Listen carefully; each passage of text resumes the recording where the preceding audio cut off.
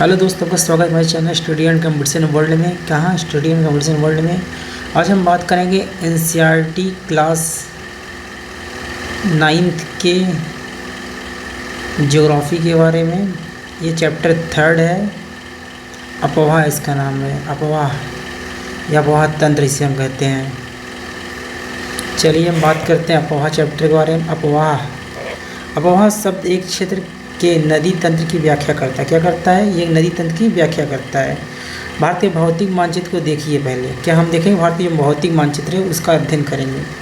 आप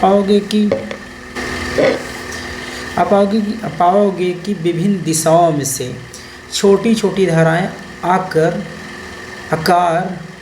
एक साथ मिल जाती है तथा एक मुख्य नदी का निर्माण करती हैं। अतः इनका निकास किसी बड़े जलाशय, कहाँ पर? बड़े जलाशय, झील हुआ या समुद्र हुआ या महासागर में होता है। एक नदी तंत्र द्वारा जिस क्षेत्र का जल प्रवाहित होता है उसे अपवाह द्रोणी कहते हैं। क्या कहते हैं? जब एक नदी क्षेत्र तंत्र जो होता है, इसे गंगा नद तंत्र हुआ या ब्रह्मपुत्र तंत्र हुआ, सिंधु तंत्र, जब जिस क्षेत्र में जलवायु का प्रवाह करता है उसे अपवाह द्रोणी कहते हैं।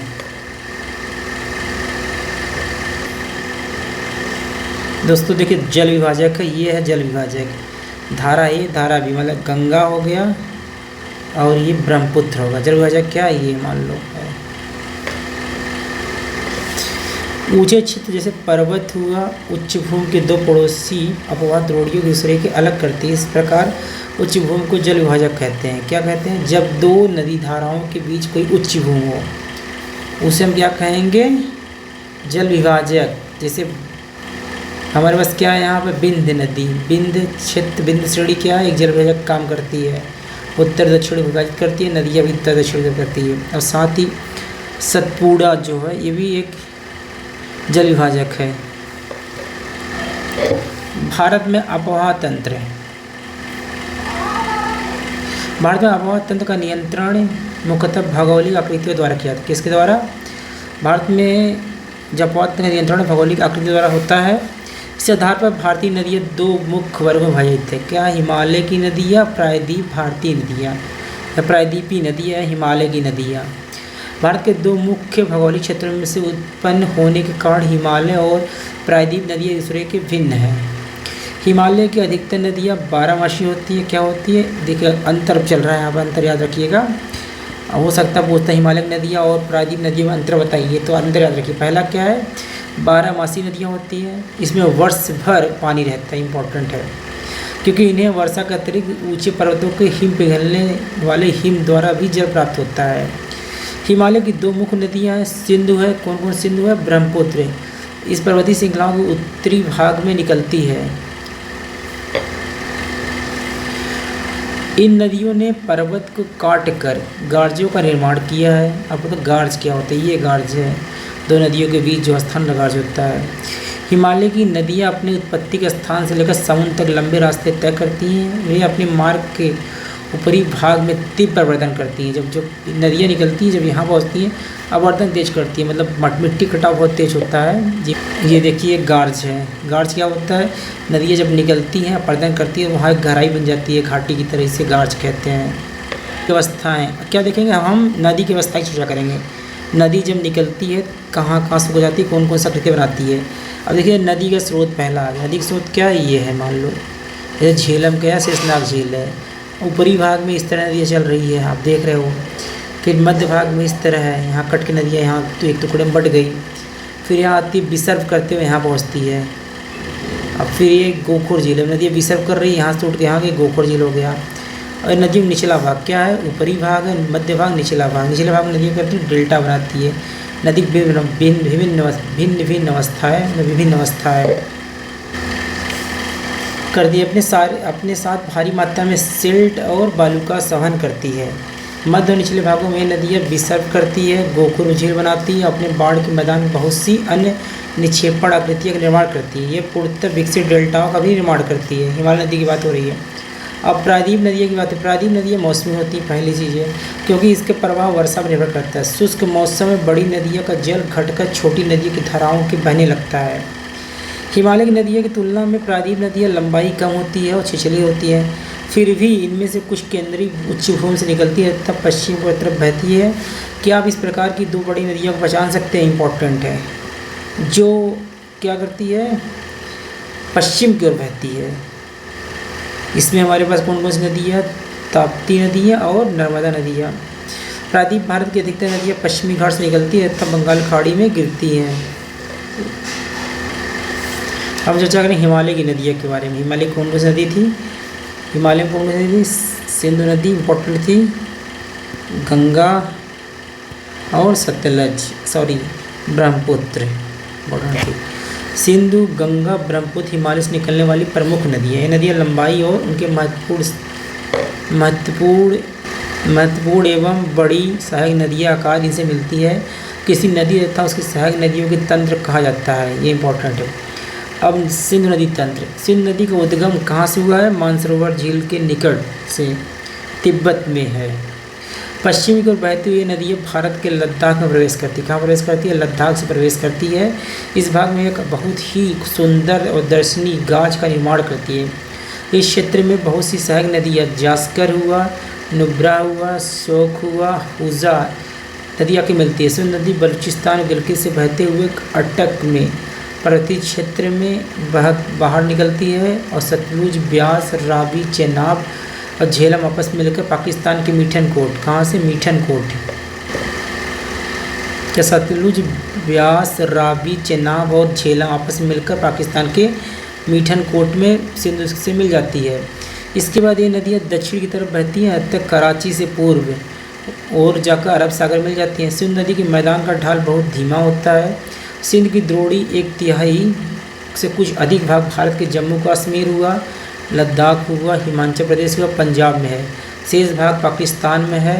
सिंधु की लंबाई क्या? 2900 किलोमीटर लंबी सिंधु नदी विश्व की सबसे लंबी नदियों में से एक है। चलिए हम सिंधु नदी संबंधी एक दिलचस्प बात जानते हैं भारत और पाकिस्तान रिलेशनशिप को लेकर। देखिए, सिंधु जल समझौता कब हुआ था? 1960 में हुआ था। भारत इस नदी के प्रक्रम संपूर्ण जल केवल 20% जल का उपयोग कर सकता है। किसके मदद से कराया था? वर्ल्ड बैंक ने कराया था।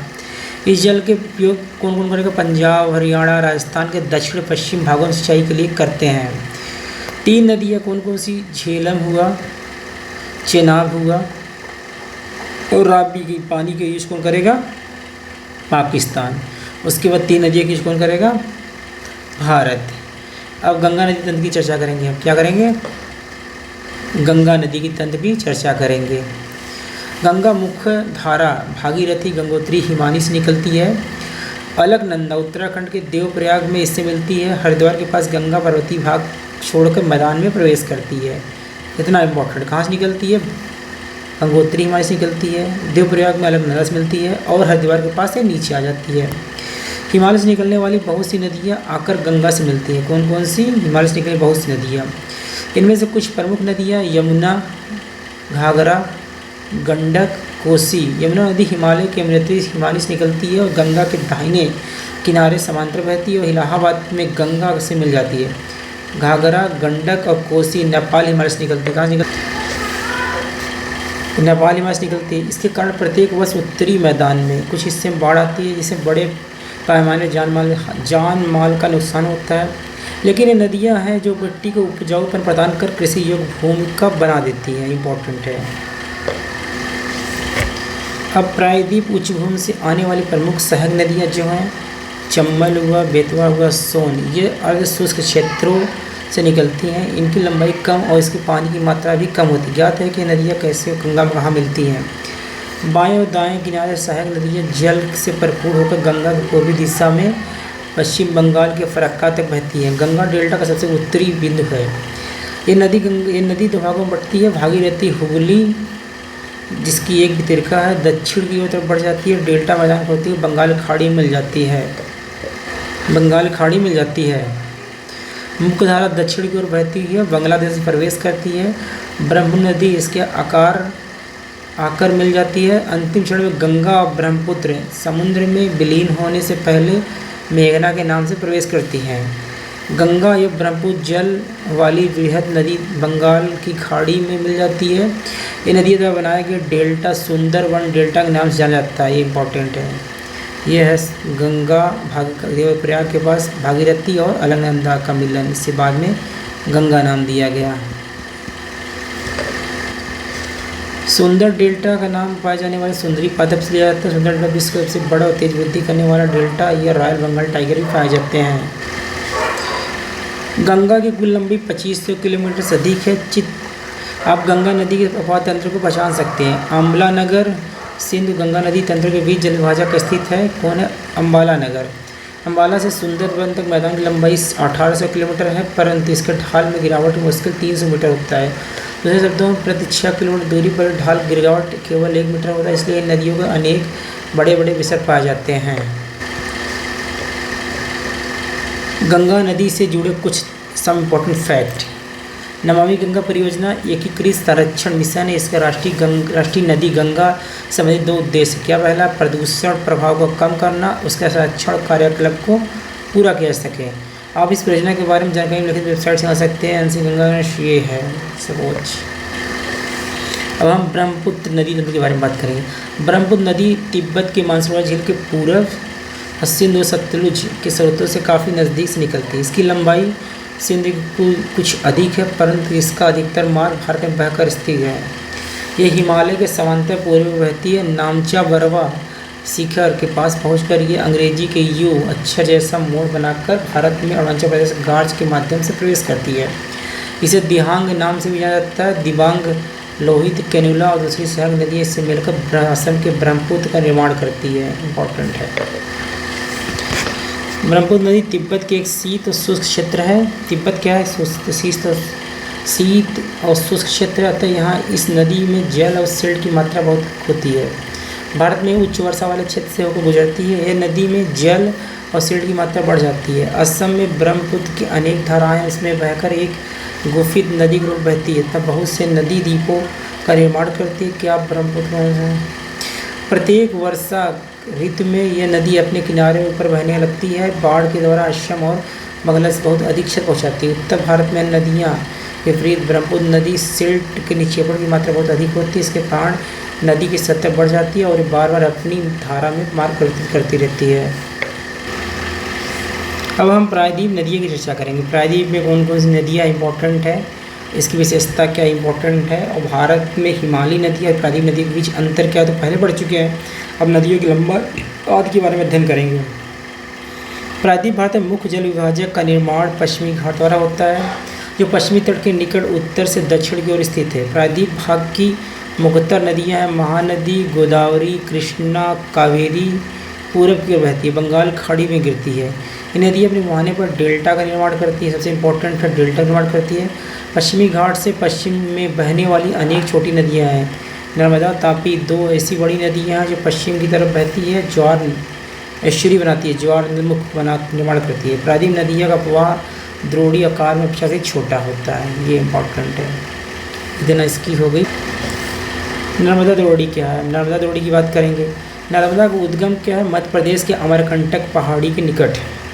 यह पश्चिम की ओर एक भ्रंश घाटी में बहती है। समुद्र तक पहुंचने के क्रम में यह नदी बहुत से दर्शनीय स्थलों का निर्माण करती है।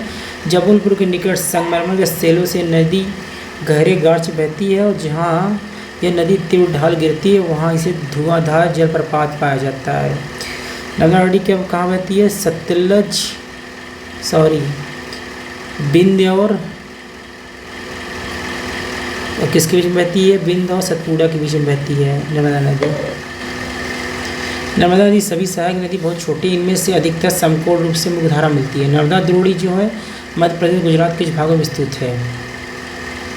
अब नर्मदा नदी कुछ फैक्ट जानते हैं। नर्मदा नदी के संरक्षण के लिए मध्य प्रदेश सरकार द्वारा नमामि देव नर्मदे नामक एक योजना प्रारंभ किया गया है। ये इम्पोर्टेंट है। अब तापी द्रोणी बारे में पढ़ेंगे। तापी का उद्गम मध्य प्रदेश के बैतूल जिले के सतपुड़ा श्रृंखला से हुआ है। इंपॉर्टेंट, कहाँ से हुआ है? सतपुड़ा श्रृंखला से बैतूल जिले से हुआ है। ये भी नर्मदा के समांतर भ्रंश घाटी में बहती है, लेकिन इसकी लंबाई बहुत कम है। इसकी द्रोणी जो है मध्य प्रदेश, गुजरात और महाराष्ट्र के राज्य में स्थित है। अरब सागर पश्चिमी घाट के बीच तटीय मैदान बहुत अधिक संकीर्ण है, इसलिए तटीय नदियों की लंबाई बहुत कम है। पश्चिमी की ओर बहने वाली प्रमुख नदियाँ और कौन कौन सी है? साबरमती है, माही है, भरतपुजा है, पेरियार है, साथ ही साथ इतनी नदियाँ हैं। अब हम बात करें गोदावरी द्रोणी। कौन सी द्रोणी? गोदावरी नदी के बारे में। गोदावरी सबसे बड़ी प्रायद्वीप नदी है महाराष्ट्र के नासिक ज़िले से। क्या महाराष्ट्र नासिक ज़िले में पश्चिमी घाट की ढालों से निकलती है। इसकी लंबाई क्या है? 1500 किलोमीटर। ये बहकर बंगाल की खाड़ी में गिरती है। प्रायद्वीप नदियाँ, इसका आयतन सबसे बड़ा है। क्या है इसका आयतन? सबसे बड़ा है। इसकी द्रोणी महाराष्ट्र, मध्य प्रदेश, मतलब इसका जो विस्तार है महाराष्ट्र, मध्य प्रदेश, उड़ीसा, आंध्र प्रदेश में स्थित है। गोदावरी में अनेक सहायक नदियाँ कौन कौन सी है? पूर्णा है, वर्धा है, प्रहिंता है, मांजरा है, वैनगंगा है, पैनगंगा। इसकी अंतिम तीनों सहायक नदियाँ बहुत बड़ी हैं। बड़े आकार विस्तारक खंड दक्षिण गंगा कहा जाता है। इंपॉर्टेंट है। आइए से एग्ज़ाम पूछा जाता है गोदावरी नदी की सहायक नदी कौन कौन सी है। इंपॉर्टेंट है, ये आप जरूर याद रखिएगा। गोदावरी नदी की सहायक पूछता है कौन कौन सी? पूर्णा, वर्धा, प्राहिंता, मंजरा, वैनगंगा, पैनगंगा। तीनों अंतिम वाले बहुत बड़े हैं, इसे दक्षिण का गंगा कहा जाता है। महानदी का उद्गम जो है महानदी द्रोणी उद्गम छत्तीसगढ़ की उच्च भूमि से है तथा ये उड़ीसा की बहती हुई बंगाल की खाड़ी में मिल जाती है। ये नदी की लंबाई 860 किलोमीटर, कितना? 860 किलोमीटर। इसकी अफवाह क्षेत्र जो है महाराष्ट्र, छत्तीसगढ़, झारखंड, उड़ीसा में है। तो हम कृष्णा द्रोणी की बात करें, कृष्णा नदी की बात करें। क्या? कृष्णा नदी की बात करेंगे। महाराष्ट्र के पश्चिम घाट से महाबलेश्वर के निकट से निकलकर कृष्णा नदी की लंबाई कितना? 1400 किलोमीटर बहकर बंगाल की खाड़ी में गिरती है। इसकी सहायक नदियाँ है क्या? तुंगभद्रा है, कोयना है, घाट प्रभा है, मूसी है, भीमा है। नदी की द्रोणी महाराष्ट्र, कर्नाटक, आंध्र प्रदेश में फैली हुई है। इंपॉर्टेंट है, पूछता है कृष्णा नदी में। कावेरी नदी द्रोणी कावेरी पश्चिम घाट के ब्रह्मगिरी श्रृंखला से निकलती है। तमिलनाडु के कुडलूर के दक्षिण बंगाल की खाड़ी मिलती है। इसकी लंबाई कितना? 760 किलोमीटर है। इसकी प्रमुख सहायक नदियाँ अमरावती है, भावनी है, हेमावती है, कामनी। इस द्रोणी में तमिलनाडु, केरल, कर्नाटक है। कावेरी में सेतु समुद्रम परियोजना चलाया जा रहा है और साथ ही इसकी सहायक नदी सरस्वती से जो भारत का दूसरा सबसे बड़ा जलप्रपात कावेरी नदी बना है। इसे शिव समुद्रम के नाम से जाना जाता है। प्रताप जो प्रपात है उपाधि विद्युत, मैसूर, बेंगलोर और कोलार स्वर्ण क्षेत्र में भेजा जाता है। भारत का सबसे बड़ा जलप्रपात कौन सा है? जोग, महात्मा गांधी। इन बड़ी नदियों के अतिरिक्त कुछ छोटी नदियाँ जो पूर्व की तरफ बहती हैं, दामोदर हुआ, ब्राह्मणी हुआ, बैतरणी हुआ, सोंडरे का एक प्रमुख उदाहरण है जो अपने छोटा चर्चा करते हैं। पृथ्वी की धरातल पर लगभग 71% जो है भाग जल ढका है, लेकिन 57% जल लवड़ी है। केवल 3% स्वच्छ जल के रूप में उपलब्ध है। 3/4 हिमानी से घिरा हुआ है। झील की चर्चा करेंगे। कश्मीर घाटी प्रसिद्ध डल झील, नौवालों के घर तथा शिकारा के ताप परिचित होंगे जो प्रत्येक वर्ष हजारों पर्यटक आकर्षित करते हैं। इस प्रकार आप अन्य झीलों वाले स्थानों पर भी गए होंगे जहां नौकायन, तैराकी, अन्य झीली खेम आनंद उठाए होंगे।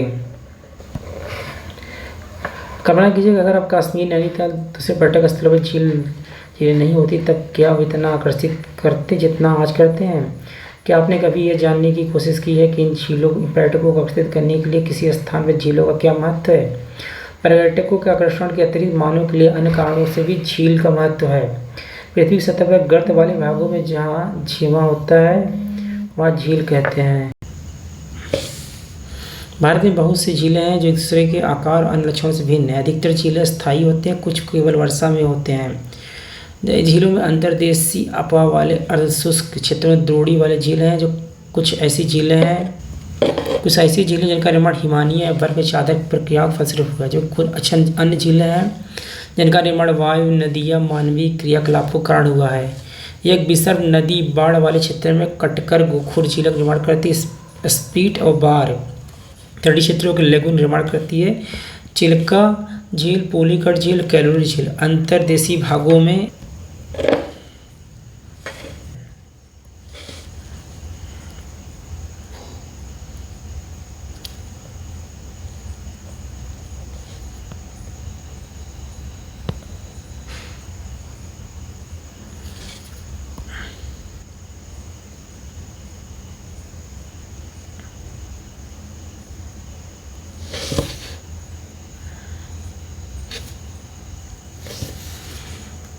झीलों का उपयोग जलीय पर्यटन संतुलित रखने के झीलों का प्राकृतिक सुंदरता पर्यटक बढ़ाती है, हमें मनोरंजन प्रदान करती है। अब नदी अर्थव्यवस्था के महत्व क्या है? नदी अर्थव्यवस्था के महत्व, संपूर्ण मानव इतिहास नदी के अतिरिक्त महत्व रहा है। नदियों का जल मूलतः प्राकृतिक संसाधन है, अनेक मानवीय क्रियाकलापों के लिए अनिवार्य है। यही कारण है कि नदियों के तट पर प्राचीन काल से अधिवासियों को अपनी ओर आकर्षित किया। ये गांव बड़े शहरों में परिवर्तित हो चुके हैं। अपने राज्य के उन शहरों की सूची तैयार कीजिए जो नदी किनारे स्थित थे। लेकिन भारत जैसे देश के लिए यहाँ की अधिकांश जनसंख्या जीविका के लिए कृषि पर निर्भर है। वहाँ सिंचाई हुआ, नौ संचालन हुआ, जल विद्युत निर्माण हुआ आदि नदियाँ बहुत अधिक महत्वपूर्ण है। एक सम इम्पोर्टेंट फैक्ट जो आपके एग्जाम में महत्वपूर्ण है, राष्ट्रीय नदी संरक्षण योजना NRCP देश में नदी सफाई कार्यक्रम का शुभारंभ 1985 में गंगा एक्शन प्लान के साथ प्रारंभ हुआ।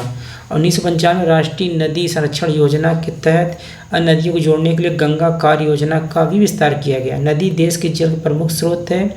NRCP का उद्देश्य नदियों को जल प्रदूषण से कम करके जल गुणवत्ता में सुधार करना है।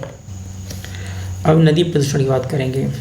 नदी जल की घरेलू औद्योगिक और कृषि की बढ़ती मांग के कारण इसकी गुणवत्ता प्रभावित होती है। पहली चीज़, इसके परिणाम से नदी के अधिक जल की निकासी होती है, थन का आयतन घटता है।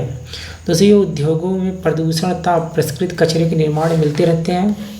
ये केवल जल की गुणवत्ता को ही नहीं बल्कि नदी की स्वच्छीकरण की क्षमता को भी प्रभावित करता है। उदाहरण के लिए दिए गए समुचित जल प्रवाह में गंगा का जल लगभग 20 किलोमीटर क्षेत्र में फैला बड़े शहरों की गंदगी तंत्र करके समाहित करता है, लेकिन लगातार बढ़ते औद्योगिकरण और शहरीकरण के कारण ऐसा संभव नहीं हो पाता। अनेक नदियाँ तंत्र अनेक समाहित कर, लेकिन लगातार बढ़ते औद्योगिकरण और शहरीकरण के कारण ऐसा संभव नहीं हो पाता। अनेक नदियाँ प्रदूषण का स्तर बढ़ता जा रहा है। नदी के बढ़ते प्रदूषण का इनके स्वच्छ बनाने के लिए अनेक योजनाएं लागू की गई है। क्या आपने कभी ऐसा कार्य योजना के बारे में सुना है जो नदी प्रदूषित जल को हमारा स्वास्थ्य किस प्रकार प्रभावित करता है? बिना स्वच्छ जल मानव जीवन ये है। अगर वीडियो को पसंद आए क्या करें? लाइक करें, शेयर करें, सब्सक्राइब करें। Thanks for watching.